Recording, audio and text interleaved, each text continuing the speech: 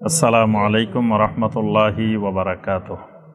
আলহামদুলিল্লাহি ওয়াহদা ওয়াসসালাতু ওয়াসসালামু আলা মান লা নাবিয়্যা বা'দা ওয়া আলা আলিহি ওয়া সাহবিহি ওয়া মাওয়ালা।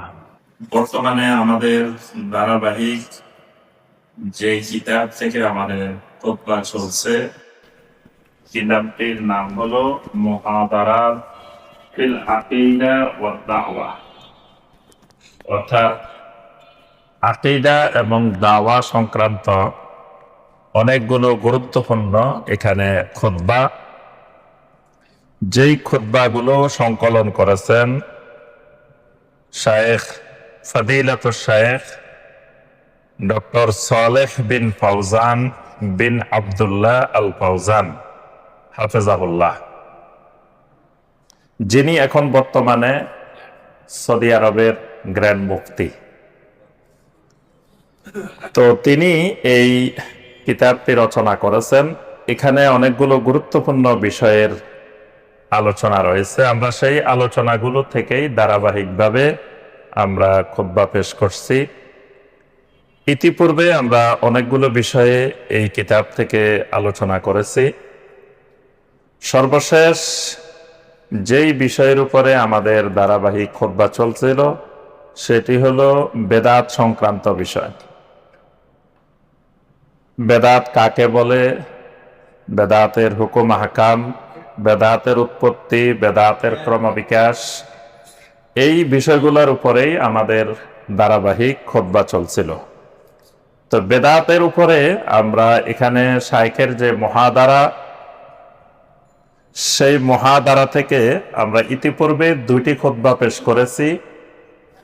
আজকে সেখানের ওই বেদাতের মুহাদারা থেকেই আরেকটি খুতবা, 3য় খুতবা আমরা আলোচনা করব ইনশাআল্লাহ।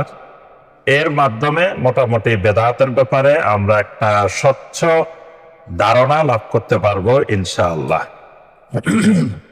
আজকের খুতবায় বেদাতের ব্যাপারে যে বিষয়গুলো থাকবে সেটি হলো মাওকাফু আহলিস সুন্নাহ ওয়াল জামাআ মিনাল মুবতাদিআ, মানে বেদাতকারীর ব্যাপারে আহলুস সুন্নাহ ওয়াল জামাতের অবস্থানটা কি হবে। মানে যারা সুন্নাহর অনুসরণকারী, যারা হবে আহলুস সুন্নাহ, তারা তাদের চোখের সামনে যখন দেখবে বেদাত হচ্ছে, তো বেদাতকারী যারা, তাদের সাথে তাদের অবস্থানটা কিরকম হবে। দ্বিতীয় বিষয়, যুগে যুগে আহলুস সুন্নাহ ওয়াল জামাআ তাদের মানহাজ ফির রাদ্দে আলা আহলিল বেদাত, আহলিল বেদাতদেরকে রদ করার জন্য, মানে আহলুল বেদাতের বেদাতের অসারতা, বেদাতের বাতিলতা প্রমাণ করার জন্য যুগে যুগে আহলুস সুন্নাহ ওয়াল জামাতের ওলামারা কি পদ্ধতি অনুসরণ করতেন। 3 নম্বর বিষয়, আজকের যুগের প্রসিদ্ধ নামাজিজুম মিনাল বেদা আল মুআসারা, সমসাময়িক বর্তমান পৃথিবীর কিছু গুরুত্বপূর্ণ বেদাতের নমুনা। এই 3টি বিষয় আমাদের আজকের খুতবার মধ্যে আলোচনা থাকবে সংক্ষিপ্তভাবে ইনশাআল্লাহ। প্রথম যে বিষয়টি তিনি শায়েখ হাফেজাহুল্লাহ আলোচনা করেছেন সেটি হলো মাওকাফু আহলিস সুন্নাহ ওয়াল জামাআ মিনাল মুবতাদিআ, বেদাতকারীর ব্যাপারে আহলুস সুন্নাহ ওয়াল জামাআর অবস্থান কি হবে। মা যালা আহলুস সুন্নাহ ওয়াল জামাআ ইয়ারুদ্দুনা আলাল মুবতাদিআ, যুগে যুগে আহলুস সুন্নাহ ওয়াল জামাআ তারা বেদাতকারীদেরকে সবসময় রদ করতেন, অর্থাৎ বেদাতকারীদের বেদাতের বিরুদ্ধে অবস্থান গ্রহণ করতেন। ওয়ায়ুনকিরুনা আলাইহিম বেদাহুম, এবং বেদাতগুলোকে তারা প্রত্যাখ্যান করতেন। ওয়ায়ামনাউনাহুম মিন মুযাওয়ালাতিহা, এবং মানুষকে সবসময় সতর্ক করতেন যাতে মানুষেরা এই বেদাতের সাথে সম্পৃক্ত না হয়। তাহলে এখানে তিনটা বিষয় বলা হয়েছে যে আহলুস সুন্নাহ ওয়াল জামাত যুগে যুগে এই অবস্থানটা গ্রহণ করতেন যে বেদাতের বিরুদ্ধে অবস্থান গ্রহণ করতেন। বেদাতের পক্ষে কখনো আহলুস সুন্নাহ ওয়াল জামাত অবস্থান গ্রহণ করতেন না। দ্বিতীয় বিষয়, ওই বেদাতকে প্রত্যাখ্যান করতেন, বেদাতের সাথে তারা সম্পৃক্ত হইতেন না। তৃতীয় বিষয়, জনগণকে সতর্ক করতেন তারা যেন এই বেদাতের সাথে সম্পৃক্ত না। এটা হলো আহলুস সুন্নাহ ওয়াল জামাতের মানহাজ, অবস্থান। এখানে তিনি নমুনা স্বরূপ তিনটি হাদিস তিনি উল্লেখ করেছেন, দুইটা হাদিস এবং একটা আসার। প্রথম হাদিসটি তিনি উল্লেখ করেছেন সহিহ আল বুখারীর হাদিস। উম্মু দারদা রাদিয়াল্লাহু তাআলা আনহা, একজন মহিলা সাহাবী, তিনি হাদিসটি বর্ণনা করেন। উম্মু দারদা রাদিয়াল্লাহু তাআলা আনহা বলেন, দাখালা আলাইয়া আবু দারদা মুগদিবান। তিনি বলেন, একদিন আমি দেখতে পেলাম যে আবু দারদা রাদিয়াল্লাহু তাআলা আনহু অত্যন্ত রাগান্বিত অবস্থায় ঘরে আসলেন। ফাকুলতু লাহু মা লাকা। আমি আবু দারদাকে জিজ্ঞাসা করলাম যে আপনি এত রাগান্বিত কেন? কেন এত রাগান্বিত অবস্থায় আপনি ঘরে আসলেন? তখন আবু দারদা রাদিয়াল্লাহু তাআলা আনহু বললেন, ওয়াল্লাহি মা আরিফু মিন উম্মতি মুহাম্মাদিন সাল্লাল্লাহু আলাইহি ওয়াসাল্লাম শাইআন ইল্লা আন্নাহুম ইউসাল্লুনা জামিআ। আবু দারদা রাদিয়াল্লাহু তাআলা আনহু বললেন, আল্লাহর কসম, আমি উম্মতে মুহাম্মাদি সাল্লাল্লাহু আলাইহি ওয়াসাল্লামের মধ্যে কোন সুন্নতেই দেখতে পাচ্ছি না, শুধুমাত্র আন্নাহুম ইউসাল্লুনা জামিআন, তারা শুধু জামাতবদ্ধভাবে সালাত আদায় করে, এটা ছাড়া আমি তাদের মধ্যে আর কিছু দেখতেছি না।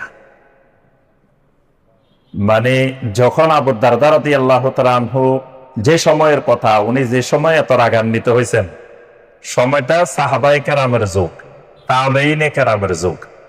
তখন পৃথিবীতে অসংখ্য সাহাবায়ে কেরামও জীবিত, তাবেঈনে কেরামও জীবিত। সেই যুগে তেমন বড় ধরনের কোন বেদাত, আমরা এখন বর্তমানে যে সকল বেদাত, এগুলো তো ধারে কাছেও সেই যুগের মানুষ ছিল না। এগুলার থেকে মানে আরো হাজার গুণ ভালো ছিলেন তারা। কিন্তু সামান্য সুন্নত থেকে বিচ্যুতি ঘটলে সাহাবায়ে কেরাম সহ্য করতে পারতেন না।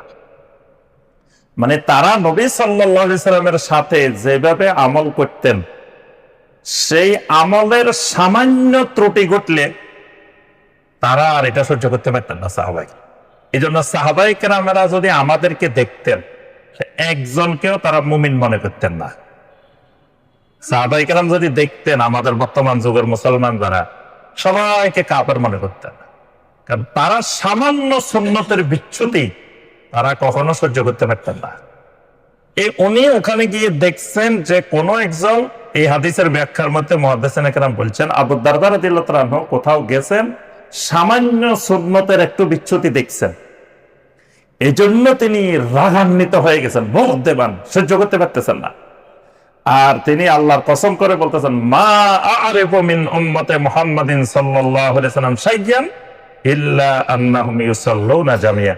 খালি জামাতে নামাজটা ছাড়া আর কোন সুন্নত নাই এদের মধ্যে।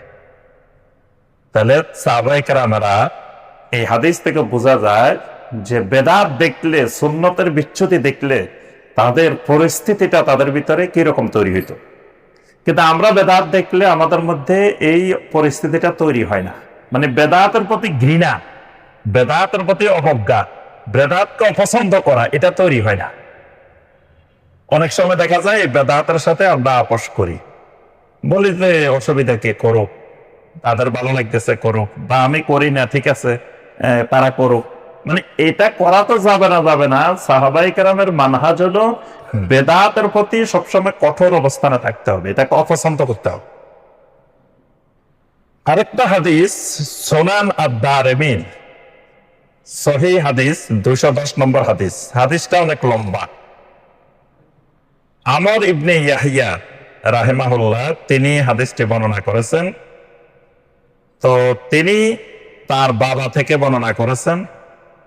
তিনি বলেন, কুন্না নাজলিসু আলা বাবে আব্দুল্লাহ ইবনে মাসউদ ক্বাবলা সালাতিল গাদা, যে আমরা সব সময় ফজরের নামাজের আগে আব্দুল্লাহ ইবনে মাসউদ রাদিয়াল্লাহু তাআলা আনহুর বাড়ির দরজায় বসে থাকতাম। মানে তাবেঈনে কেরামরা ফজরের সালাতের আগে আব্দুল্লাহ ইবনে মাসউদ রাদিয়াল্লাহু তাআলা আনহু তখন থাকতেন কুফায়। তিনি নবী সাল্লাল্লাহু আলাইহি ওয়াসাল্লামের ওফাতের পরে তিনি মদিনা মুনাওয়ারা থেকে কুফায় চলে গেছিলেন এবং তিনি কুফার গভর্নর ছিলেন।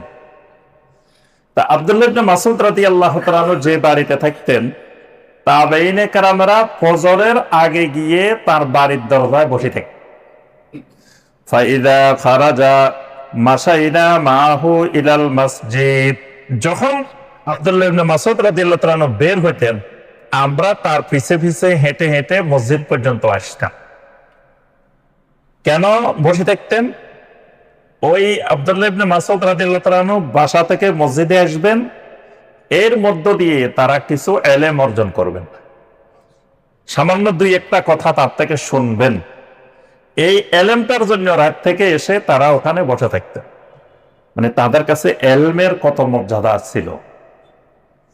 এলমের জন্য সামান্য একটু আব্দুল্লাহ ইবনে মাসউদ রাদিয়াল্লাহু তাআলা মসজিদ থেকে, ধরুন বাসা থেকে মসজিদে আসতে আর কয় মিনিট লাগবে, কতক্ষণ লাগবে, কাছাকাছি।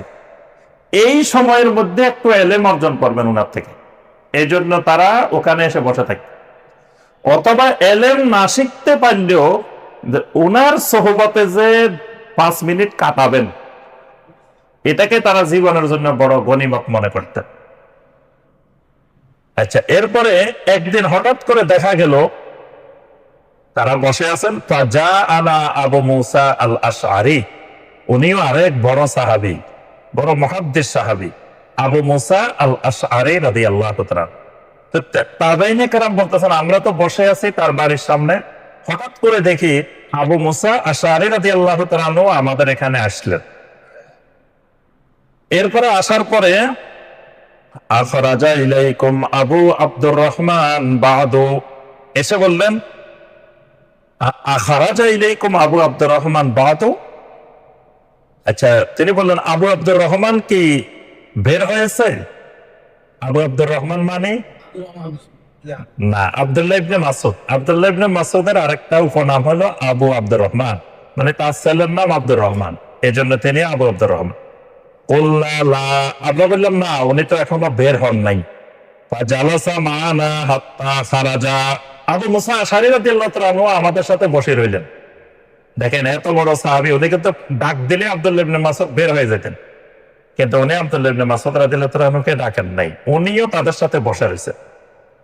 ফালাম্মা ফারাজা কুমনা ইলাইহি জামিআন, যখন আব্দুল্লাহ ইবনে মাসউদ রাদিয়াল্লাহু তাআলা আনহু বের হইলেন, কুমনা ইলাইহি জামিআন, আমরা সবাই উঠে গেলাম, সবাই উঠে মসজিদের দিকে রওনা দিয়ে দিলাম। ফাকালা লাহু আবু মুসা, এখন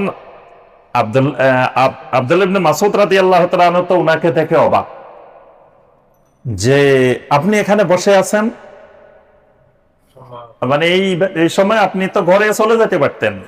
আপনি আবু মুসা আশআরী অনেক বড় আলেম সাহাবী, আপনি এখানে বসে আছেন কেন? উনি অবাক হয়ে গেছেন আব্দুল্লাহ ইবনে মাসউদ রাদিয়াল্লাহু তাআলা আনহু দেখে। তখন আবু মুসা আশআরী বললেন, ইয়া আবা আব্দুর রহমান, ইন্নী রাআইতু ফিল মসজিদে আনিফান আমরান আনকারতুহু।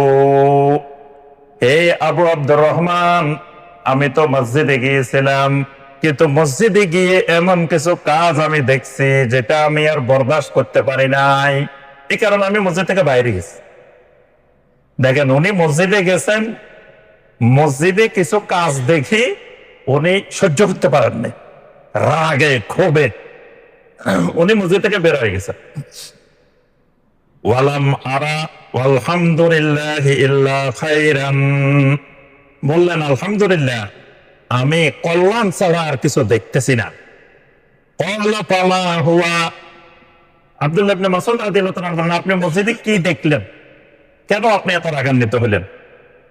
তখন আব্দুল্লাহ ইবনে মাসউদ রাদিয়াল্লাহু তাআলা বলেন, ইন উশতা ফাসাতারাহু, আসেন আপনিও দেখতে পাবেন। আমি যেটা দেখছি মসজিদে, চলেন মসজিদে গেলে আপনিও সেটা দেখতে পাবেন। রাআইতু ফিল মসজিদে কাওমান হালাকান জুলুসান ইয়ান্তাজিরুনাস সালাতা ফি কুল্লি হালাকাতিন রাজুলুন ওয়া ফি আইদিহিম হাসা। আব্দুল্লাহ ইবনে মাসউদ এবার আবু মুসা আশআরী রাদিয়াল্লাহু তাআলা বর্ণনা দেওয়া শুরু করলেন, উনি মসজিদে কি দেখছেন। তিনি বলতেছেন, রাআইতু ফিল মসজিদ, আমি মসজিদে গেলাম, মসজিদের ভিতরে দেখলাম কাওমান হালাকান জুলুসান, কিছু মানুষ চক্রাকারে গোল হয়ে, হালাকা মানে গোল হয়ে বসা, কিছু মানুষ গোল হয়ে বসছে। এখানে 10-12 জন, এখানে 10-12 জন, এখানে 10-12 জন, এখানে 4-5 জন, এরকম মসজিদে গোল হয়ে বসে আছে। আচ্ছা, বসে কি করতেছে? ইয়ান্তাজিরুনাস সালাহ, সবাই নামাজের জন্য, সালাতের জন্য অপেক্ষা করতেছে। ফি কুল্লি হালাকাতিন রাজুলুন, প্রত্যেক হালাকায় একজনের নেতৃত্ব দিতেছে। মানে 5-6 জন বসছে, একজনের আমির বানাইছে, আপনি আমাদের আমির সাহেব, এখানে উনি আমির সাহেব, এখানে উনি আমির সাহেব, এরকম প্রত্যেক হালাকাত একজন নেতা আছে। ওয়া ফি আইদিহিম হাসা, প্রত্যেকের হাতে পাথর আছে, পাথরের ছোট ছোট টুকরা, পাথরের টুকরা রাখছে।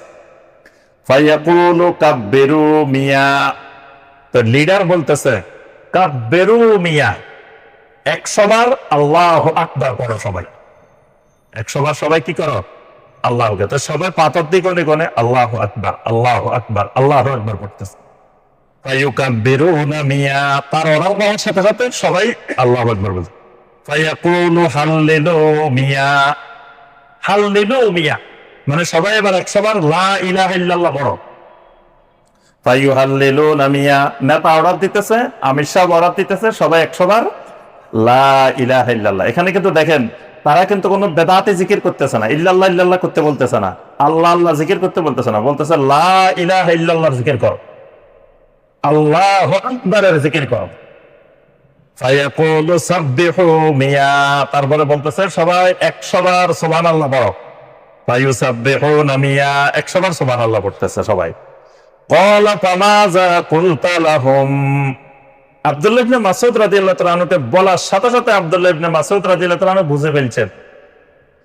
এবার তিনি রাগান্বিত হয়ে বললেন, ফামাযা কুলতা লাহুম, আপনি এত বড় বেদাত দেখার পরে আপনি কি বললেন তাদেরকে? আমরা হইলে মানুষগুলো একে মনে করতাম যে কত বড় আল্লাহর ওলি, দেখো আজে বাজে কথাবার্তা না বলি কি সুন্দর কাজ করতেছে, যে সুবহানাল্লাহর জিকির করতেছে, আলহামদুলিল্লাহর জিকির করতেছে, লা ইলাহা ইল্লাল্লাহর জিকির করতেছে, হালাকায় বসে হালাকায় জিকির করতেছে, জিকিরের হালাকা করতেছে।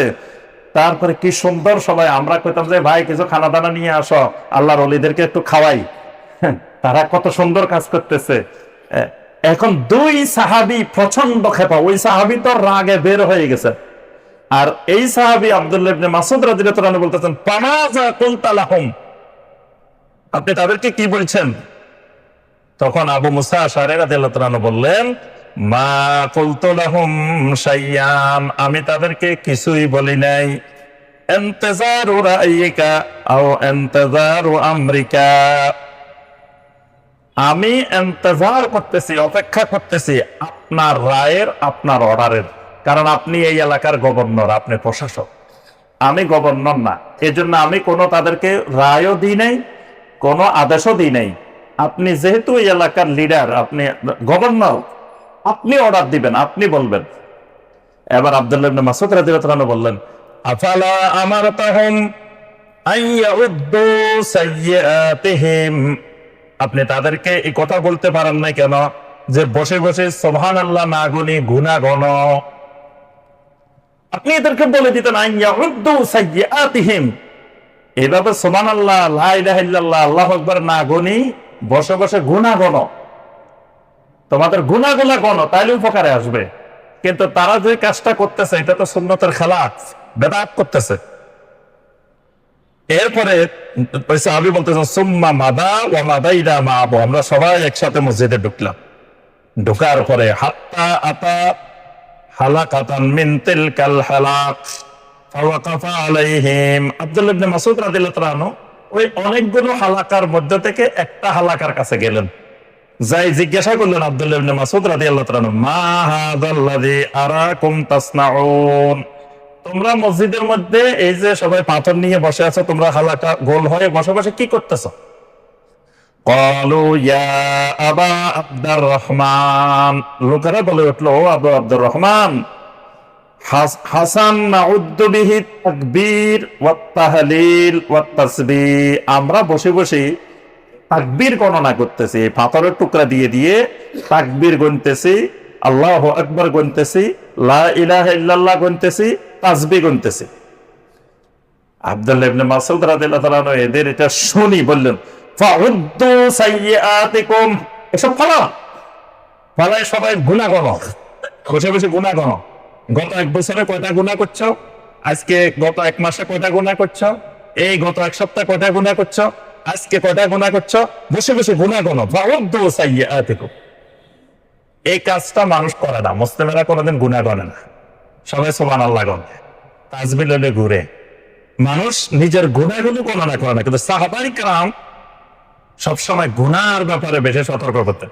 সুবহানাল্লাহ, আল্লাহু আকবার গণার জন্য তো ফেরেশতাই আছে, তোমাকে তো এটা গণার জন্য দায়িত্ব দেওয়া হয় নাই। এটা গণবা শুধু যেখানে নবী সাল্লাল্লাহু আলাইহি ওয়াসাল্লাম সংখ্যা নির্দিষ্ট করে দিয়েছেন, যেমন ফরজ সালাতের পরে 33 বার সুবহানাল্লাহ, 33 বার আলহামদুলিল্লাহ, 33 বার আল্লাহু আকবার, এটা গুনতে হবে, এটা মনোযোগ সহকারে গুনতে হবে। 33 বারের জায়গায় যেন 34 বার না হয়, বা 33 বারের জায়গায় যেন 32 বার না হয়, কারণ শয়তান এখানে সংখ্যা পূর্ণ করতে দিবে না, যেহেতু নবী সাল্লাল্লাহু আলাইহি ওয়াসাল্লাম সংখ্যা নির্ধারণ করে দিয়েছেন। আবার কিছু কিছু জিকির আছে 100 বার, নবী সাল্লাল্লাহু আলাইহি ওয়াসাল্লাম বলে দিয়েছেন 100 বার, নবী সাল্লাল্লাহু আলাইহি ওয়াসাল্লাম বলে দিয়েছেন এটা 10 বার, এগুলো শুধু গুনতে হবে। এর বাহিরে কোন জিকির আজকার তাসবিহ গণনা করা যাবে না, ওইটা গণার জন্য ফেরেশতারা আছে, এর বাহিরে বসে বসে গুনাহ গণো। এই জন্য ওমর রাদিয়াল্লাহু তাআলা আনহু সবসময় যার সাথে দেখা হইতো তাকে বলে দিতেন, হাসিবু আনফুসাকুম ক্বাবলা আন তুহাসাবু ওয়াজিনু আনফুসাকুম ক্বাবলা আন তুওয়াজানু। ওমর রাদিয়াল্লাহু তাআলা আনহু বলতেন, তোমার হিসাব নেওয়ার আগে তোমার নিজের হিসাব তুমি নিজে করে ফেলো। প্রতি সপ্তাহে তোমার হিসাব কমপ্লিট করো, প্রতি মাসে তোমার হিসাব কমপ্লিট করো, প্রতিদিনে তোমার হিসাব তুমি করে ফেলো। একজন ব্যবসায়ী যেমন তার হিসাব নিকাশ গুছাই রাখে, তোমার জীবনের আমলের হিসাব নিকাশ গুলো তুমি করে ফেলো, কারণ একদিন তোমার হিসাব তোমার নিজেকেই করা লাগবে। কিয়ামতের ময়দানে আল্লাহ রাব্বুল আলামিন প্রত্যেকের হাতে আমলনামাটা দিয়ে দিবেন, দিয়ে বলবেন, ইকরা কিতাবাক কাফা বিনাফসিকাল ইয়াওমা আলাইকা হাসিবা। বান্দা, তোমার আমলনামাটা, কিতাবটা তুমি নিজে পড়ো, আজকের দিনে হিসাবের জন্য তুমি নিজেই যথেষ্ট, তোমার হিসাব তুমি করে ফেলো। ওই হিসাবটা কিয়ামতের ময়দানে না করে তুমি দুনিয়াতে করে ফেলো, তাহলে দুনিয়াতে করলে আমার ঘাটতি কোথায়, সমস্যা কোথায়, এটা ধরা পড়লে সংশোধন হইতে পারবে, কিন্তু ওই দিন করে ধরা পড়লে তো আর কোনো কাজ হবে না। ওয়াজিনু আনফুসাকুম ক্বাবলা আন তুওয়াজানু, তোমার আমলগুলো ওজন করার আগে তুমি নিজে একটু ওজন করে ফেলো, তোমার নিজেকে ওজন করে ফেলো, তোমার ওজন করার আগে তোমার নিজেকে নিজে ওজন করে ফেলো। ওমর রাদিয়াল্লাহু তাআলা আনহু সবসময় এই কথাটা বলতেন। আর আব্দুল্লাহ ইবনে মাসউদ রাদিয়াল্লাহু তাআলা আনহু বলতেন যে ফাউদ্দু সাইয়্যাতিকুম, তোমরা তোমাদের গুনাহগুলো গণনা করো, গুনাহ গণো। আচ্ছা, এখন ওই লোকগুলাকে আব্দুল্লাহ ইবনে মাসউদ রাদিয়াল্লাহু তাআলা আনহু বলেন, ফাউদ্দু সাইয়্যাতিকুম, তোমরা তোমাদের গুনাহ গণো।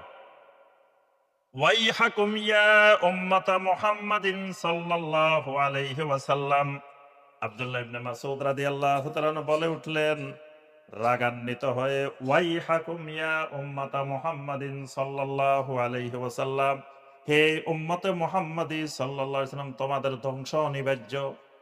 মা আসরাউ হালাকাতিকুম, কত দ্রুত তোমাদের ধ্বংস চলে আসছে। হাউলাই সাহাবাতু নাবিয়্যিকুম মুতাওয়াফিরুন, তোমাদের মাঝে এখনো আল্লাহর নবীর অসংখ্য সাহাবীরা জীবিত।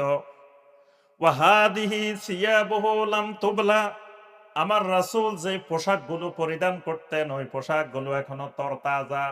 ছিঁড়েও নাই, পুরাতন হয় নাই। ওয়া আনিয়াতুহু লাম তুকসার, আমার রাসূল যেই পাত্রে খাবার খাইতেন ওই পাত্রগুলো এখনো ভাঙ্গে নাই, এখনো ওই পাত্রগুলো বিদ্যমান।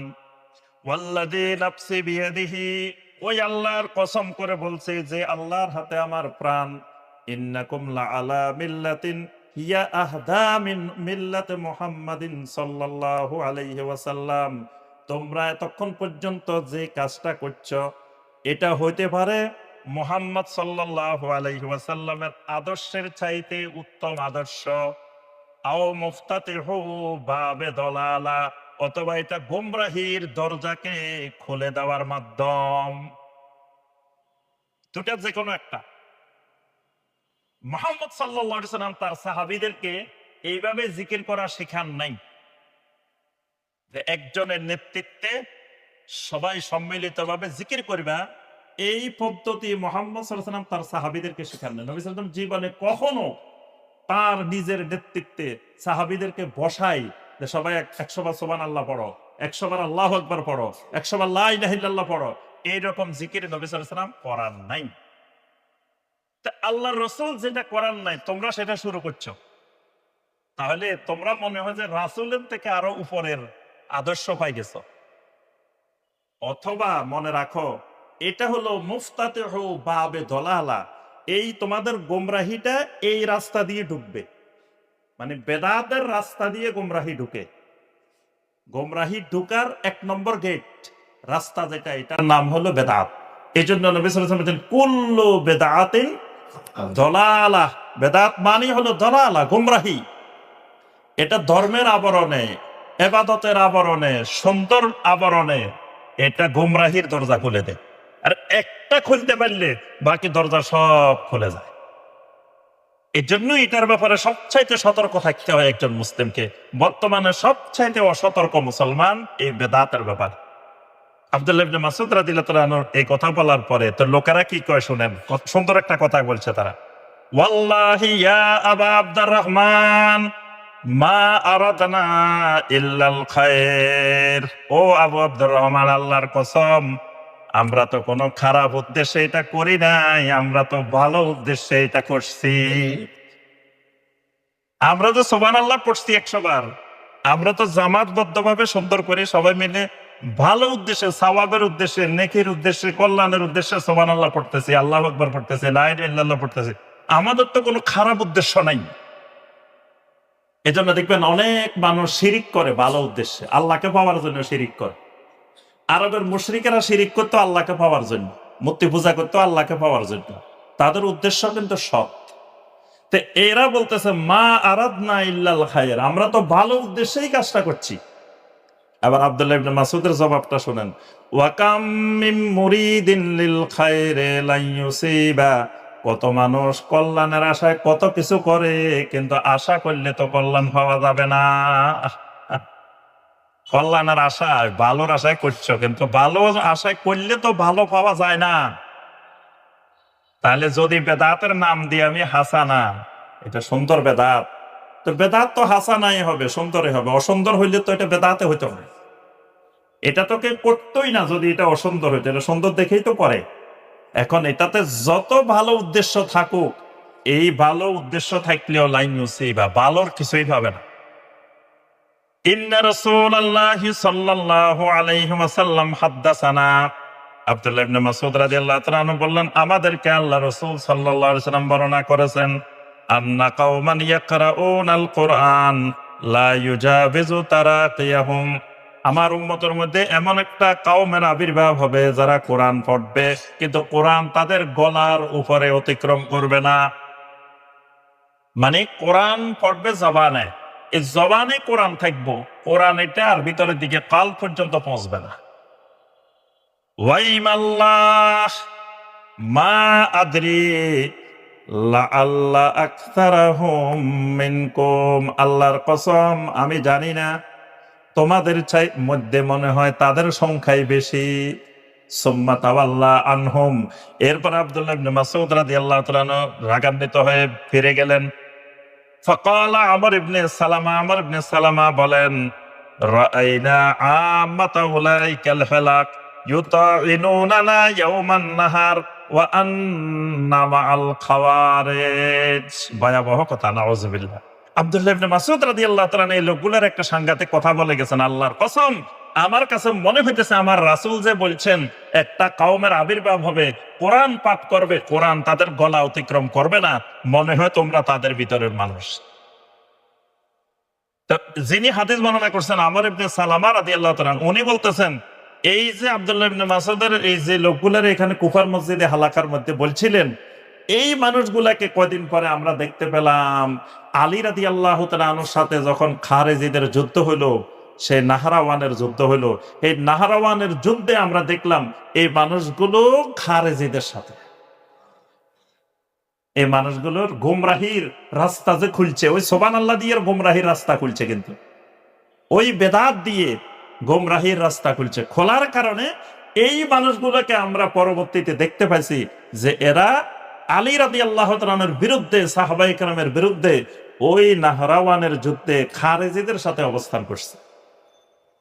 তাহলে এই হাদিস থেকে বোঝা যায় যে সাহাবায়ে কেরাম বেদাতের ব্যাপারে কত কঠোর ছিলেন। আরেকটি বর্ণনা এসেছে, সেটি হলো ইমাম মালিক রাহিমাহুল্লাহর কাছে একটা লোক আসলো, যা আরাজনুন ইলাল ইমাম মালিক। ইমাম মালিক রাহিমাহুল্লাহর কাছে আসলো। ইমাম মালিকের কাছে এসে লোকটা বলতেছে যে মিন আইনা আহরামু, আমি কোন জায়গা থেকে ইহরাম বাঁধবো। ইমাম মালিক রাহিমাহুল্লাহকে প্রশ্ন করলেন যে আমি তো উমরা করতে যাব বা হজ করতে যাব, তো ইহরামটা কোন জায়গা থেকে বাঁধবো। তো ইমাম মালিক উত্তরে বললেন মিনাল মিকাত আল্লাযী ওয়াক্কাতা রাসূলুল্লাহ সাল্লাল্লাহু আলাইহি ওয়াসাল্লাম ওয়া আহরামা মিনহু। ওই মিকাত থেকে তুমি ইহরাম বাঁধবা যেখান থেকে আল্লাহ রাসূল সাল্লাল্লাহু আলাইহি সাল্লাম ইহরাম বেঁধেছেন এবং যেটাকে নবী সাল্লাল্লাহু আলাইহি ওয়াসাল্লাম মিকাত হিসেবে নির্ধারণ করেছেন। লোকটা বলল ফা ইন আহরামতু মিন আবআদা মিনহু। আচ্ছা, আমি ওই জায়গায় বাঁধতে হবে কেন? আমি যদি ওই জায়গা থেকে আরো দূরে, আরো আগে বাঁধি ফেলি, অসুবিধা কি? লোকটা ইমাম মালিককে বললেন যে আমি ওই জায়গায় গেলাম না, ওই জায়গা থেকে আরো অনেক আগে। ধরুন মদিনা থেকে মিকাত তো দূরে, জুলহুলাইফার মিকাত হলো আরো অনেক দূরে। তো এখন আমি মিকাতে গেলাম না, আমি মসজিদে নববীর এখান থেকে নিয়ত করি ইহরাম বেঁধে চলে গেলাম। ইমাম মালিক রাহিমাহুল্লাহ বলেন লা আরা যালিক, লা আরা যালিক, না আমি তো এই ব্যাপারে কোনো মতামত দিতে পারি না। ইমাম মালিক বললেন তোমারে আমি এই ব্যাপারে কোনো ফতোয়া দিতে পারতেছি না। ফাকালা মা তাকরাহু মিন যালিক। ওই লোকটা রাগান্বিত হয়ে বলতেছে মা তাকরাহু মিন যালিক, এটা ফতোয়া দেওয়ার জন্য কি বড় মুফতি লাগে নাকি? এটা তো সাধারণ কথা। ও রাসূল বলছে ওই মিকাত অতিক্রম না করার জন্য, তা আমি আরো 10 মাইল 5 মাইল এদিকে বাঁধে ফেললাম, তা অসুবিধা কি? এটা তো সাধারণ জিনিস। তখন ইমাম মালিক রাহিমাহুল্লাহ বললেন যে আক্কারাহু আলাইকাল ফিতনাহ, এই যে তোমার মধ্যে এই জিনিস চিন্তা ঢুকছে, মানে আমি তোমার মধ্যে ফিতনা দেখতে পাচ্ছি। কারণ তুমি আমাকে জিজ্ঞেস করবা আল্লাহর রাসূল কোন জায়গায় ইহরাম বেঁধেছেন, তুমি চেষ্টা করবা রাসূল যে জায়গায় বাঁধছেন তুমিও সেই জায়গায় বাঁধবা, আর তুমি কইতেছ রাসূলের থেকে আরো আগে বাঁধি ফেলবা। জায়েজ না জায়েজের ফতোয়া জিজ্ঞেস করে, দেখবেন অনেকে আছে জিজ্ঞেস করে এটা কি না করলে হবে না। এই প্রশ্ন করাটাই হলো ফিতনা। প্রশ্ন হবে আল্লাহর রাসূল সাল্লাল্লাহু আলাইহি সাল্লাম এটা কিভাবে করছেন, কখন করছেন, কোন জায়গায় করছেন। রাসূল যেখানে করছেন আমি সেখানে করব, এটাই হলো আহলুস সুন্নাহর কাজ। এই জন্য ইমাম মালিক রাহিমাহুল্লাহ বলতেছেন যে আমি তোমার মধ্যে ফিতনার আশঙ্কা করতেছি, কারণ আল্লাহ রাব্বুল আলামিন। তখন ইমাম মালিক রাহিমাহুল্লাহ কোরআনের এই আয়াতটা তেলাওয়াত করলেন, সূরা আন-নূরের 63 নম্বর আয়াত, ফালিয়াহদারিল্লাযীনা ইউখালিফুনা আন আমরিহি আন তুসিবাহুম ফিতনা আও ইউসিবাহুম আযাবুন আলীম। আমার রাসূলের নির্দেশের মুখালাফাত করার ব্যাপারে তোমাদেরকে সতর্ক থাকা উচিত, কারণ আনতুসিবাহুম ফিতনা, সুন্নতের বিপরীত কাজ করলে, সুন্নতের মুখালাফাত করলে তোমাদেরকে ফিতনা গ্রাস করবে। ফিতনা মানে শিরক, মানে শুরু হবে বেদাত দিয়ে, শেষ হবে শিরকে গিয়ে। ধরেন একজন মানুষ প্রথমে মিলাদের বেদাত আবিষ্কার করলো, তো সে মনে করলো যে সে তো বেদাত না করতেছে, সে তো শিরিক করতেছে না। তো প্রথমে সবাই মিলে একজনের নেতৃত্বে গান গেয়ে গেয়ে বালাগালুলা বিকামালিহি পড়লো, সলাতুন ইয়া রাসূলুল্লাহ আলাইকুম পড়লো, সাল্লেমু ইয়া কাওমুবাল পড়লো। এইভাবে বেদাতি পদ্ধতিতে দরুদ পড়লো। আচ্ছা, পড়তে পড়তে কয়দিন যখন এটা চলতে থাকবো, একদিন হঠাৎ করে সে ইয়া নবী সালাম আলাইকা কই দাঁড়াইছে। তাহলে এতদিন ছিল বেদাত, এবার চলে গেছে কোথায়? শিরকে। এটাই আল্লাহ পাক বলছেন যে যারা রাসূলের মুখালাফাত করবে আনতুসিবাহুম ফিতনা, এদেরকে এক সময় ফিতনা গ্রাস করবে, শিরকের মধ্যে চলে যাবে। প্রথম একজন মানুষ মারা গেছে, মারা যাওয়ার পরে কবরের উপরে কবরকে উঁচু করছে। কবর উঁচু করা হারাম, শিরিক করে নাই, কবর উঁচু করা হারাম কাজ করছে। কবরের উপরে ঘর বাড়ি বানাইছে, ধরেন কবরের উপরে একটা গম্বুজ বানাইছে বা কিছু বানাইছে, এটাও সে হারাম কাজ করছে। কিন্তু এই হারাম এবং এই বেদাত করার পরে এবার মানুষ আসে এখানে সাজদা করা শুরু করবে, এবার শিরিকে চলে গেছে। মানুষ এখানে গরু ছাগল মোমবাতি টাকা পয়সা নিয়ে মান্নত করা শুরু করবে, এবার মানুষ শিরিকে চলে গেছে। তাহলে এই সমস্ত বেদাত এবং হারাম মানুষকে পর্যায়ক্রমে শিরকের দিকে নিয়ে যায়, এটা বেদাতের দিকে নিয়ে যায়। এই মানে বেদাতটা শিরকের দিকে নিয়ে যায়, এটাকে আল্লাহ পাক বলছে ফিতনা। তাহলে এখানে তিনটা হাদিসের মাধ্যমে আমরা বুঝলাম যে সাহাবায়ে কেরামেরা, আমাদের সালাফে সালেহিনেরা, পূর্বেকার আমাদের আহলুস সুন্নাহরা বেদাতের ব্যাপারে কত কঠোর ছিলেন। এবার আসেন দ্বিতীয় বিষয়, যে মানহাজু আহলুস সুন্নাহ ওয়াল জামাআহ ফির রাদ্দি আলা আহলিল বিদআহ। আহলুল বিদআদেরকে রদ করার জন্য আহলুস সুন্নাহ ওয়াল জামাআহ কি পন্থা অবলম্বন করতেন? প্রথম পন্থা ছিল তারা বেদাতীদের যত রকমের বাতিল দলিল, বেদাতের কোনো দলিল নেই, বেদাতের কোনো দলিল নেই, বেদাতের দলিল হয় না, দলিল থাকলে তো এটা বেদাতে হয় না। এই জন্য দেখা যায় আমাদের দেশে অনেক জাহেল মূর্খ মানুষ কি করে, যখন আপনি বলবেন যে এটা বেদাত, এবার বলে যে এটা আপনি কোন হাদিসে পাইছেন। তা হাদিসে যদি পাইতাম তাহলে কি এটা বেদাত হইতো? এটা হইতো না, হাদিসে থাকলে বেদাত হয় কেমনে? আচ্ছা, এবার কয় এটা কোন কিতাবে পাইছেন? তা কিতাবে যদি পাইতাম, কিতাবে যদি থাকতো তাহলে কি এটা বেদাত হইতো? তাহলে এটা কোথাও নাই, নাই দেখি এটা বেদাত। যেমন এই যে সামনের বাড়ি, এটা আমাদের অপুবাইয়ের বাড়ি।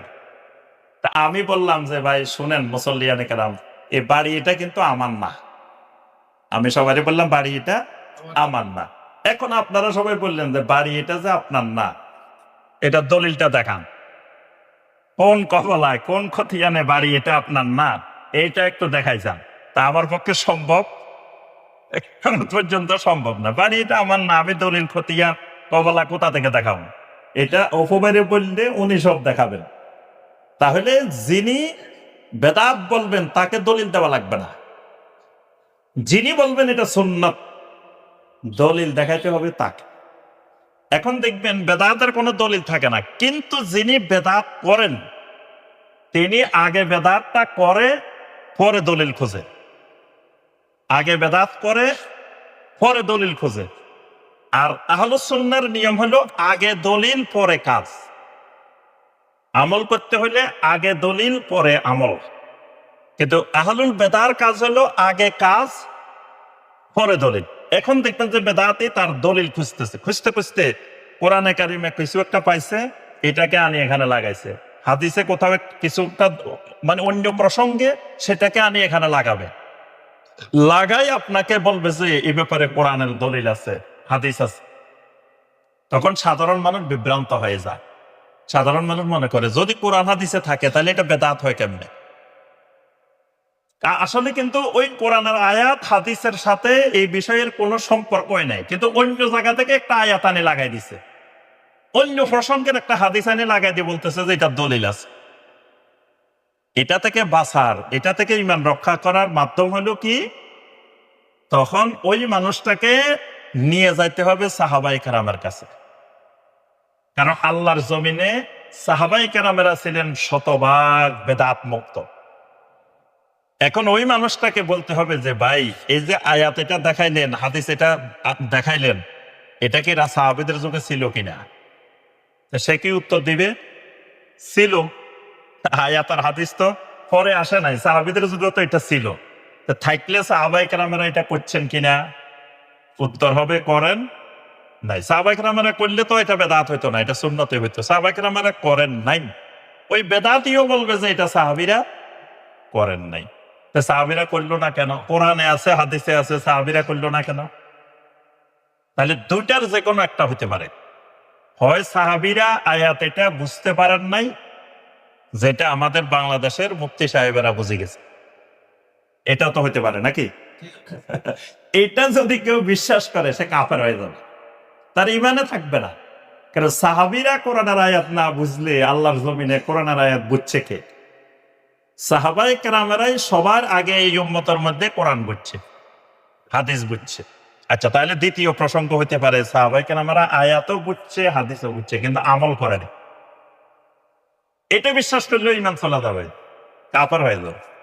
কারণ সাহাবীরা আমল করেন নাই, এরকম কোরআনের কোনো আয়াত নাই, নবী সাল্লাল্লাহু আলাইহি ওয়াসাল্লামের কোনো হাদিস নাই যে আয়াতের আমল, যে হাদিসের আমল সাহাবীরা করেন নাই। এই কারণে আল্লাহ রাব্বুল আলামিন সাহাবায়ে কেরামদেরকে জান্নাতের সার্টিফিকেট দিয়ে দিয়েছে। সুবহানাল্লাহ।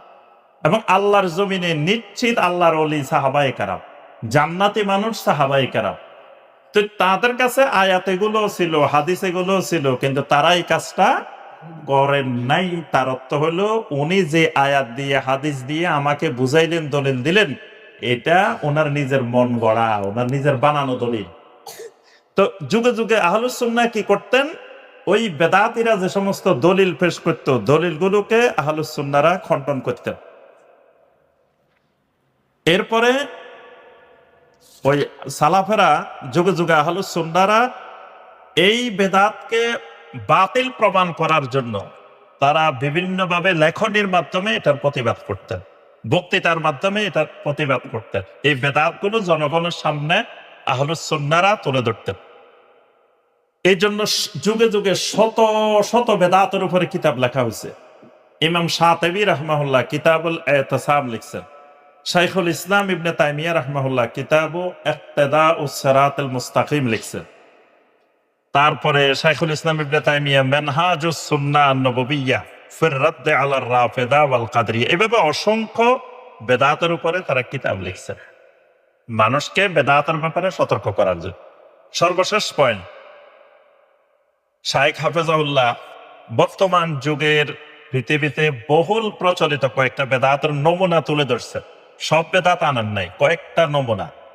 তো তিনি এখানে তিনটা নমুনা তুলে ধরছেন। একটা হলো আল ইহতিফাল বিল মাওলাদিন নববী, মানে নবী সাল্লাল্লাহু আলাইহি ওয়াসাল্লামের জন্ম বার্ষিকী ঈদে মিলাদুন নবী উদযাপন করা। 2 নম্বরে তিনি আনছেন আত-তাবাররুকু বিল আমাকান ওয়াল আসার ওয়াল আমওয়াত ওয়া নাহবু যালিক, কোন জায়গা, কোন স্থাপনা, কোন মাইয়্যত থেকে বরকত হাসিল করার বেদাত। 3 নম্বর আনছেন আল বিদআ ফি মাজালিল ইবাদাত ওয়া তাকাররুব ইলাল্লাহ, যে ইবাদত এবং আল্লাহর নৈকট্যের ক্ষেত্রে বেদাত। আচ্ছা, প্রথম 1 নম্বরে যেটা তিনি উল্লেখ করেছেন সেটি হলো আল ইহতিফাল বিমুনাসাবাতিল মাউলিদিন নববী সাল্লাল্লাহু আলাইহি ওয়াসাল্লাম ফি রবিউল আউয়াল, রবিউল আউয়াল মাসে নবী সাল্লাল্লাহু আলাইহি ওয়াসাল্লামের জন্মকে কেন্দ্র করে জন্মবার্ষিকী পালন করা। এই বেদাতটা সম্পর্কে তিনি প্রথমে আলোচনা করেছেন। তিনি এখানে অনেক কথা বলছেন। প্রথম কথা বলছেন ওয়ামিন হাযা তাশাব্বু বিন নাসারা ফি আমালিন মা ইউসাম্মা বিল ইহতিফাল বিল মাউলিদিন নববী। তিনি বলছেন ঈদে মিলাদুন নবী নামে যে অনুষ্ঠান পৃথিবীর বিভিন্ন দেশে মুসলমানেরা করে, এটা তাশাব্বু বিন নাসারা, এটা খ্রিস্টানদের সাথে, নাসারাদের সাথে সাদৃশ্যপূর্ণ একটা ইবাদত। ইয়াহতাফিলু জাহালাতুল মুসলিমিন, এটা মুসলমানদের একটা জাহেল অংশ উদযাপন করে, মানে যারা উদযাপন করে তিনি তাদেরকে বলছেন জাহলা, এরা সব হলো জাহেল। আবিল উলামা আল মুদিল্লুন, যে ওলামারা পৃথিবীতে এই ঈদে মিলাদুন নবী পালন করে এরা হলো মুদিল্লুন, মানে এরা নিজেরাও গোমরা, জাতিকে গোমরাকারী ওলামা। এটা শাইখের ভাষা, শাইখ হাফেজাহুল্লাহ এভাবে বলছে যে এরা নবী সাল্লাল্লাহু আলাইহি ওয়াসাল্লামের জন্মকে কেন্দ্র করে এরকম ঈদে মিলাদুন নবী উদযাপন করে। তারপরে কেউ কেউ মসজিদে উদযাপন করে, কেউ ঘরে উদযাপন করে, কেউ বিভিন্ন জায়গায় উদযাপন করে। তারপরে বলছে যে এটা তাশাব্বুহান বিন নাসারা ফি ইবতিদাইহিম আল ইহতিফাল বিমাওলাদিল মসজিদ। ঠিক একইভাবে খ্রিস্টানেরাও ঈসা আলাইহিস সালামের মিলাদ পালন করে, ঈসা আলাইহিস সালামের জন্মদিন, ঈসা আলাইহিস সালামের জন্ম এটা পালন করে। তো বলছেন যে এটা বেদাত, একদিকে এটা বেদাত, আবার এটা খ্রিস্টানদের সাথে তাশাব্বুহ হওয়ার কারণে এটা বিন উজুদি শিরকিয়াত ওয়াল মুনকারাত, এটা শিরিকের পর্যায়েও চলে যায় খ্রিস্টানদের সাথে সম্পৃক্ত রাখার কারণে। তারপরে তিনি বলছেন যে নবী সাল্লাল্লাহু আলাইহি ওয়াসাল্লামের শানে এমন এমন কসিদা তারা বানায় যেগুলো নবী সাল্লাল্লাহু আলাইহি ওয়াসাল্লামের শানে বলতে গিয়ে শিরিকের পর্যায়ে চলে যায়। মানে এমন এমন দেখবেন নাতে রসুলের নামে, নাসিদের নামে, গজলের নামে এমন এমন গজল গায় যেগুলো শিরিকের পর্যায়ে চলে যায়। নবী সাল্লাল্লাহু আলাইহি ওয়াসাল্লামকে তারা মাবুদের আসনে নিয়ে যায়, রাসূলের কাছে সাহায্য চায়, রাসূলের কাছে শাফাআত চায়, রাসূলের কাছে বিভিন্ন কিছু চাওয়া শুরু করে। অথচ নবী সাল্লাল্লাহু আলাইহি ওয়াসাল্লাম বলেছেন লা তুতরুনি কামা আতরাতিন নাসারা ইবনা মারিয়াম, খবরদার খ্রিস্টানেরা, নাসারারা ঈসা ইবনে মারিয়ামকে নিয়ে যেরকম অতিরঞ্জন করছে তোমরা আমাকে নিয়ে এরকম অতিরঞ্জন করিও না। ইন্নামা আনা আবদুহু, আমি এলাম একমাত্র আল্লাহ গোলাম, আমি শুধুমাত্র আল্লাহর একজন গোলাম ছাড়া আর কিছুই নাই। ফাকুলু আব্দুল্লাহি ওয়া রাসূলুহু, তোমরা আমার ব্যাপারে বলবা যে মুহাম্মদ সাল্লাল্লাহু আলাইহি ওয়াসাল্লাম আব্দুল্লাহি ওয়া রাসূলুহু, তিনি আল্লাহর বান্দা এবং আল্লাহর রাসূল। তাহলে এই যে এই কার্যক্রমটা, এটাকে শায়েখ এখানে তিনি বলছেন তার ভাষায় ইন্নাহু বিদআহ, এটা একটা জঘন্যতম বেদাত। লিআন্নাহু লা আসলা লাহু ফিল কিতাবি ওয়াস সুন্নাতি ওয়া আমালিস সালাফিস সালেহ ওয়াল কুরুনিল মুফাদ্দালাহ। তিনি বলেন এইটার কোনো ভিত্তি আল্লাহর কিতাবেও নাই, নবী সাল্লাল্লাহু আলাইহি ওয়াসাল্লামের সুন্নাহও নাই, সালাফে সালেহিনের কোনো আমলেও নাই। কুরুনে মুফাদ্দালা মানে তিন শ্রেষ্ঠ যুগ, যে তিনটা যুগকে নবী সাল্লাল্লাহু আলাইহি ওয়াসাল্লাম বলেন খায়রুল কুরুনে কারনি সুম্মাল্লাযীনা ইয়ালুনাহুম সুম্মাল্লাযীনা ইয়ালুনাহুম, সেই তিন উত্তম যুগের মতো এটা ছিল না। এটা সৃষ্টি হয়েছে বাদাল কারণের রাবে আল হিজরি, এটা চতুর্থ হিজরি, চতুর্থ শতকের পরে, মানে চতুর্থ শতকের পরে গিয়ে সৃষ্টি হয়েছে। কারা বানাইছে? আহদাসাহুল ফাতেমিয়ুন আশ-শিয়া, শিয়া ফাতেমিরা এই সর্বপ্রথম এই ঈদে মিলাদুন নবীর আবিষ্কার করে।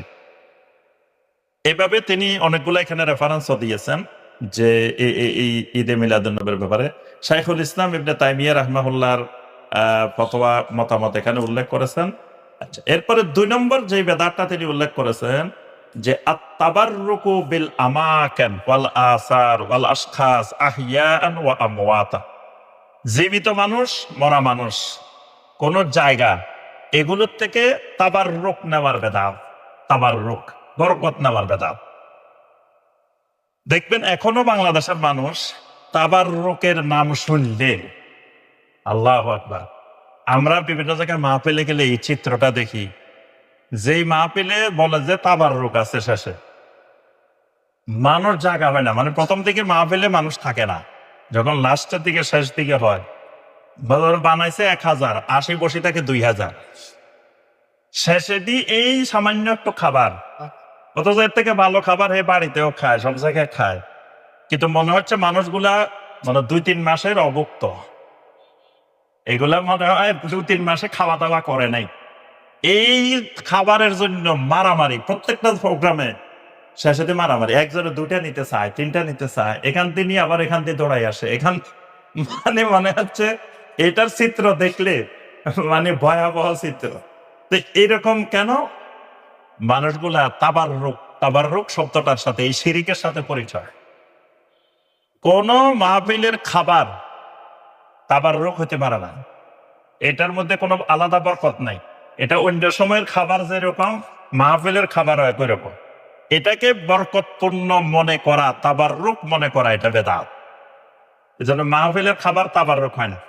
দেখবেন ওই যে মিলাদ পড়ায় পরেতে জিলাপি দে, বিভিন্ন কিছু দে, এগুলা খাওয়ার জন্য আবার অনেকে খুব পাগল, যে ডায়াবেটিস রোগী ওই জিলাপি খায়, মিলাদের জিলাপি। হ্যাঁ, এই জিলাপি মিলাদের সাথে সম্পৃক্ত হওয়ার কারণে ওই জিলাপিটাও বেদাত। এই জন্য এই জিলাপি যদি আপনার কেউ বাড়িতে দিয়েও যায়, আপনি খাবেন না। এটা শুধু বাচ্চাদেরকে, ছোট বাচ্চাদেরকে, শিশুদেরকে খাওয়াই দিবেন, অথবা কোনো ফকির মিসকিনকে দিয়ে দিবেন, যে তাদের জন্য এটা বৈধ। কিন্তু যারা সুস্থ স্বাভাবিক তাদের জন্য এই তাবাররুক বৈধ না। তাবাররুক মানে বরকতময়। বরকতময় শুধু ওই জিনিসটা, যে জিনিসটাকে নবী সাল্লাল্লাহু আলাইহি সাল্লাম বরকতময় হিসাবে ঘোষণা দিছেন, এর বাহিরে আল্লাহর জমিনে কোনোটা তাবাররুক বানানো যাবে না। যেমন কোরআনে কারীম তাবাররুক, আল্লাহর কোরআনটা মোবারক, বরকতওয়ালা। আপনি এবার যা মনে চায় কোরআন থেকে বরকত নিতে পারেন, সারাদিন নিতে পারেন, তাবাররুক। কোরআন তালাওয়াত করবেন, তাবাররুক। কোরআনে কারীম বুঝবেন, তাফসীর পড়বেন, তাবাররুক। কোরআনে কারীমের আমল করবেন, তাবাররুক। কোরআনে কারীম দিয়ে পরিবার সাজাইবেন, পরিবার তাবাররুক।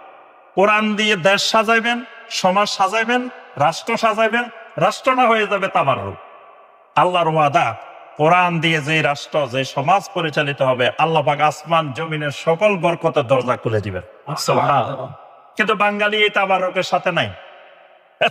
এই তাবাররুক নিতে চায় না, কয় না কোরআনের শাসন মানে না। দেখবেন কোরআন ভালোবাসে, কিন্তু কোরআন দিয়ে দেশ চলো, কোরআন দিয়ে দেশ চলো, এটা বাঙালি চায় না। আবার একজন সাংবাদিক আসি এসে প্রশ্ন করে, কয় আপনারা ক্ষমতায় গেলে কি মহিলারা পর্দা করা লাগবো? এগুলার এমন পিঠানি দরকার। সে তো নাস্তিক, যে প্রশ্ন করে সে তো মুসলমান হতে পারে না।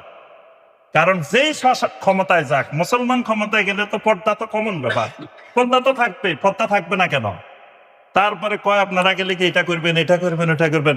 এগুলা কোন জাতীয় হস্ত?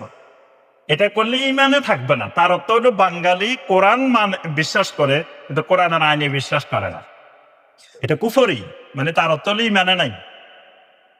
তাহলে কোরআনের মধ্যে বরকত, কোরআন যে জায়গা যাবে সেটা বরকতময় হয়ে যাবে, সেই বরকত নিতে চায় না। ওই মিলাদের বরকত, তারপরে ওই যে ওই বরকত, এই বরকত, তাবাররুক, এগুলোর জন্য পাগল। আসল তাবাররুক যেখানে, সেই তাবাররুকের খবর আল্লাহর ঘরটা, বাইতুল্লাহটা, মসজিদে হারামটা মোবারক, বরকতময়। এটার মধ্যে যত তাওয়াফ করবেন বরকত, এখানে যত দোয়া করবেন বরকত, এখানে যত সালাত আদায় করবেন বরকত। কিছু কিছু খাবারের মধ্যে নবী সাল্লাল্লাহু আলাইহি ওয়াসাল্লাম বরকতের কথা বলে দিয়েছেন, যেমন খেজুর। খেজুরের মধ্যে বরকত আছে। নবী সাল্লাল্লাহু আলাইহি ওয়াসাল্লাম ইফতার করতেন রতাইবাত। রতাইবাত মানে ভিজা নরম খেজুরগুলো, আদা কাঁচা যে খেজুরগুলো, এগুলোকে বলা হয় রতাইবাত। নবী সাল্লাল্লাহু আলাইহি ওয়াসাল্লাম এগুলো দিয়ে ইফতার করতেন। এগুলো না থাকলে তোমায়রাত, মানে সাধারণ খেজুর দিয়ে, এগুলো না থাকলে পানি দিয়ে ইফতার করতেন। তাহলে এই খেজুরের মধ্যে বরকত আছে। তারপরে আপনার জাইতুনের মধ্যে বরকত আছে, তিনের মধ্যে বরকত আছে, এরকম কিছু খাবার। তারপরে আপনার এই হাব্বাতুস সাওদা, মানে কালো জিরা, এগুলোর মধ্যে বরকত আছে। যেই খাবারগুলোকে নবী সাল্লাল্লাহু আলাইহি ওয়াসাল্লাম বরকতময় ঘোষণা দিয়েছেন, এগুলা তাবাররুক। মধুর মধ্যে বরকত আছে, হ্যাঁ, মধুর মধ্যেও আছে শেফা। এটা কোরআনে সরাসরি আল্লাহ সুবহানাহু ওয়া তাআলা বলে দিয়েছে। তাহলে খাবার কোনগুলাতে বরকত, নবী সাল্লাল্লাহু আলাইহি ওয়াসাল্লাম বলে দিয়েছেন। জায়গা কোনগুলা বরকত, সেগুলো নবী সাল্লাল্লাহু আলাইহি ওয়াসাল্লাম বলে দিয়েছেন। কোন মানুষের ভিতরে বরকত নাই। তিনি যত বড় আল্লাহওয়ালা হোক, যত বড় বুজুর্গ হোক, যত বড় দিনদার হোক, কোন মানুষের শরীরে বরকত থাকে না। একমাত্র জমিনে নবী সাল্লাল্লাহু আলাইহি ওয়াসাল্লামের শরীরের মধ্যে বরকত। এই জন্য নবী সাল্লাল্লাহু আলাইহি ওয়াসাল্লামের ঘামের মধ্যেও বরকত ছিল, নবী সাল্লাল্লাহু আলাইহি ওয়াসাল্লামের থুতুর মধ্যেও বরকত ছিল, নবী সাল্লাল্লাহু আলাইহি ওয়াসাল্লামের পুরা শরীরের মধ্যে বরকত। এই জন্য আম্মা জানা আয়েশা রাদিয়াল্লাহু তাআলা আনহা নবী সাল্লাল্লাহু আলাইহি ওয়াসাল্লামের ওফাতের আগে, যখন তিনি অসুস্থ হয়ে যান, হাতগুলো ভারী হয়ে গেছে, আম্মা জানা আয়েশা সূরা আল ইখলাস, সূরা আল ফালাক, সূরা আন নাস পড়ে পড়ে নবী সাল্লাল্লাহু আলাইহি ওয়াসাল্লামের হাতের মধ্যে ফু দিতেন। ফু দিয়ে নবী সাল্লাল্লাহু আলাইহি ওয়াসাল্লামের হাত দিয়ে দিয়ে তিনি পুরো শরীরে মাসে করতেন। আম্মা জানা আয়েশা বলতেছেন, লি বারাকাতে ইয়াদিহিমা, কারণ আমি আয়েশার হাতে বরকত নাই, আল্লাহ রাসূলের হাতের মধ্যে বরকত আছে। সুবহানাল্লাহ। তাহলে যেখানে সাহাবায়ে কেরামেরা নিজেদেরকে দাবা মনে করতেন না, বাংলাদেশে সব আলেম দাবা, নামের শেষে কি লেখা থাকে? দাবা। দাবা মানে কি বুঝেন? দামাত বারাকাতুহুমুল আলিয়া, যে তার সুউচ্চ বরকত অব্যাহত থাকুক। তো উনি বরকত পাইল কোথায়? এই দাবাটাও শিরিক।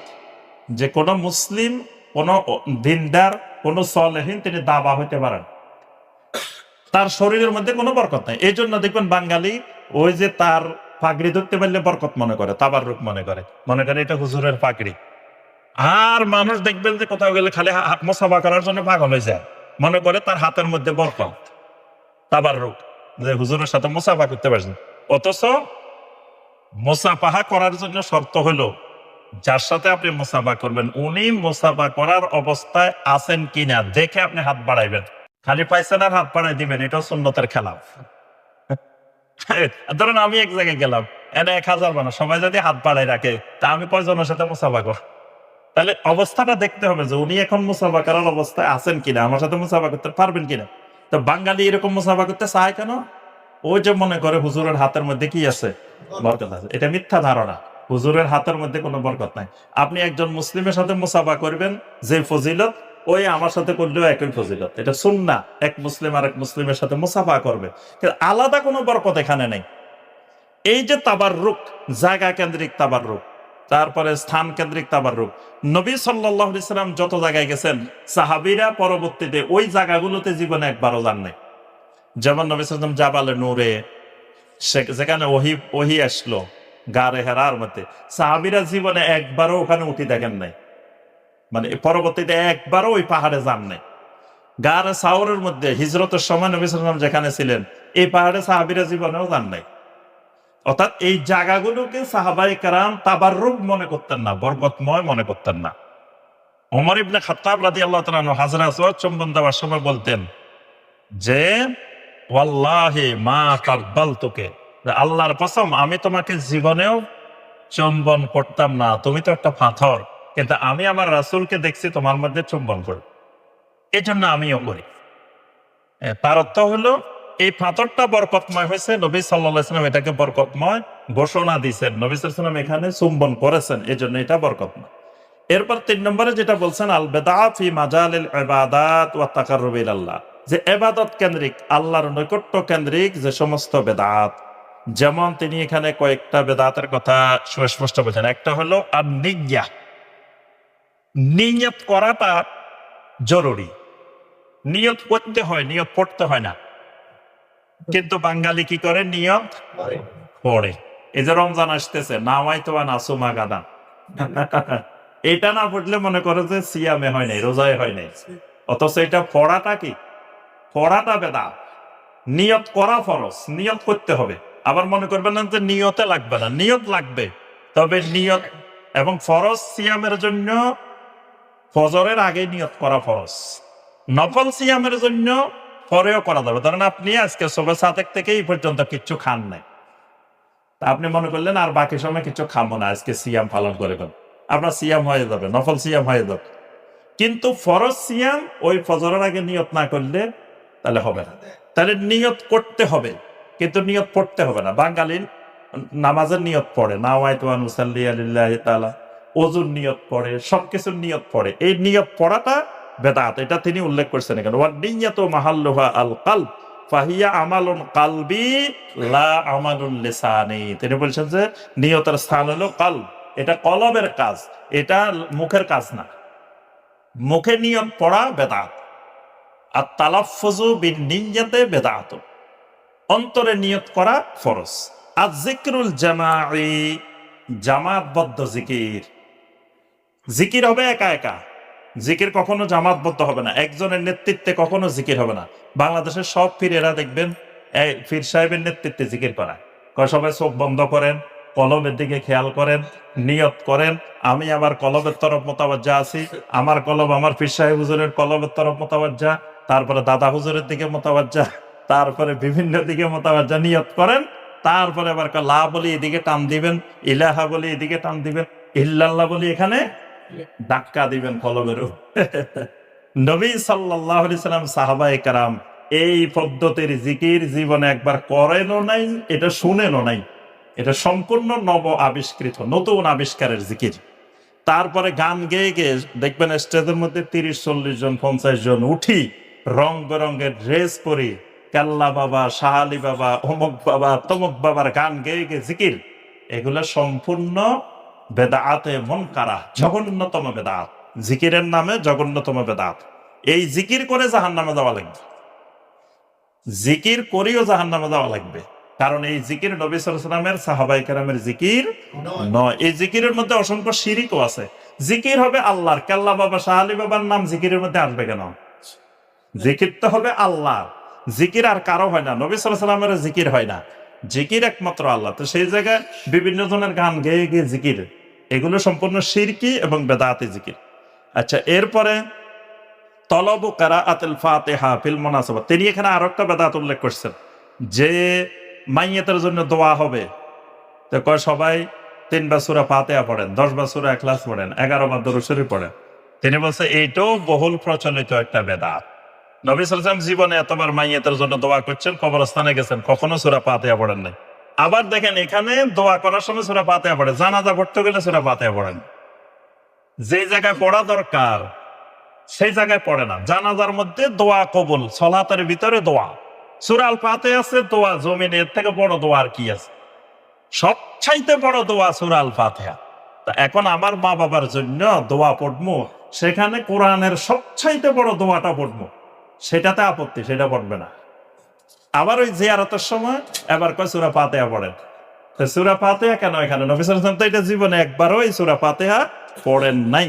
মাইয়াতের জন্য মাতম করা, তারপরে মারা গেছে 40 দিন, 1 বছর, মৃত্যুবার্ষিকী, বিভিন্ন দিনে খানার আয়োজন করা, এগুলো বহুল প্রচলিত বেদাত। আরো অনেকগুলো বেদাত ইনি উল্লেখ করছেন। আরেকটা বড় বেদাত উল্লেখ করছেন লাইলাতুন নিসফি মিন শাবান, এই যে যেটা চলে গেল, শাবানের মধ্যরাত্রিতে খানার আয়োজন করা, সিয়াম পালন করা, কিয়াম করা, ফা ইন্নাহু লাম ইয়াসবুত আনিন নাবিয়্যি সাল্লাল্লাহু আলাইহি ওয়াসাল্লাম, এটা নবী সাল্লাল্লাহু আলাইহি ওয়াসাল্লাম থেকে প্রমাণিত নয়। এরপরে তিনি বলছেন এই যে মাইয়িত কেন্দ্রিক বিভিন্ন তাবাররুকের আয়োজন করা, আরো অনেকগুলো বেদাতের কথা তিনি উল্লেখ করেছেন। তো সম্মানিত ভাই ও বোনেরা, বেদাতের ব্যাপারে আমরা এই 3টা খুতবার মাধ্যমে আমরা বুঝতে পারলাম যে আসলে বেদাত খুব জঘন্যতম খারাপ জিনিস। যদিও বাহ্যিকভাবে মনে হয় যে ভালো কাজ করতেছে, কিন্তু আসলে এটা খারাপ। এই জন্য প্রত্যেক মুসলিমকে এই বেদাতের ব্যাপারে সতর্ক থাকা ফরজ। আল্লাহ রাব্বুল আলামিন আমাদের সবাইকে সকল ধরনের বেদাত থেকে মুক্ত থাকার, বেদাতের সাথে সম্পর্ক বিচ্ছেদ করার, বেদাত মুক্ত ঈমান ও আমল গড়ার আল্লাহ পাক আমাদেরকে তৌফিক দান করুন। আমিন ইয়া রাব্বাল আলামিন। সুবহানাকা আল্লাহুম্মা বিহামদিকা আশহাদু আল্লা ইলাহা ইল্লা আনতা আস্তাগফিরুকা ওয়া আতুবু ইলাইক। আসসালামু আলাইকুম ওয়া রাহমাতুল্লাহি ওয়া বারাকাতুহু।